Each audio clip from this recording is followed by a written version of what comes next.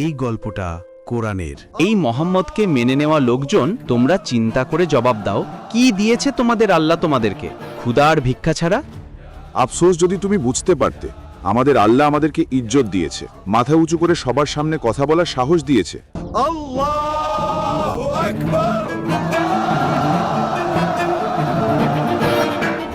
এই গল্পটা সেই ব্যক্তির যার ইবাদত তার জন্যই জাহান্নাম হয়ে গিয়েছিল।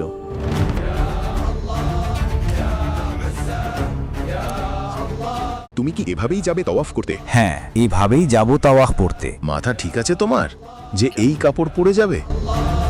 এই কাপড়ে কি কোনো পেরেশানি আছে? আরে খুলে ফেলোই গুনাহালা কাপড়। আল্লাহর ঘরের তাওয়াফ ঠিক সেভাবেই করো যেভাবে তুমি পৃথিবীতে এসেছিলে। এর মানে কোনো কাপড় ছাড়াই? হ্যাঁ, অবশ্যই। হ্যাঁ, চলো বেটা, সাব্বাস। জলদি করে ওই খারাপ খেজুরগুলো এই ভালো খেজুরের নিচে বিছিয়ে দাও। এটা তো পাপ, তাই না বাবা? আরে বাবা, ব্যবসার কাজে এসব চলে। চল জলদি করে বিছিয়ে দে, আমি নামাজ পড়ে আসি। এই গল্পটা সূরা মাউনের। أرأيت الذي يكذب بالدين দিন আর দুনিয়া, এই শব্দ দুটি সম্পর্কে কি আপনি জানেন? আসলে দিন আর দুনিয়া এ দুটি শব্দকে কি একসাথে ব্যালেন্স করা সম্ভব? कि इन इस्लाम दिन और दुनिया को लेके चलो। What is more important, deen or dunya? কালকে এক সাহাবী বলল, সূরা মাউন এ নাকি মহান আল্লাহ ও তার নবী বলেছেন দিনই হলো দুনিয়া। তো এর মানে হলো এই দুটো জিনিস একই। হ্যাঁ, অবশ্যই, এছাড়া আর কি?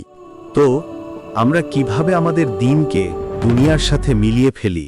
সালাম হাফিজি, 3 মাস হয়ে গেছে। যদি আপনি আমার পেমেন্টটা করে দেন তাহলে অনেক মেহেরবান হতো। আরে শোন, পেয়ে যাবি তোর পেমেন্ট। এখন আমাদের বেচাকেনা তেমন চলছে না। এরপর ফোন করে তো গালি দিয়ে ফোন কেটে দেবে, পেরেশানি করে রেখেছে একদম। তো কি সেই কাহিনী যার কারণে সূরা মাউন নাজিল হলো?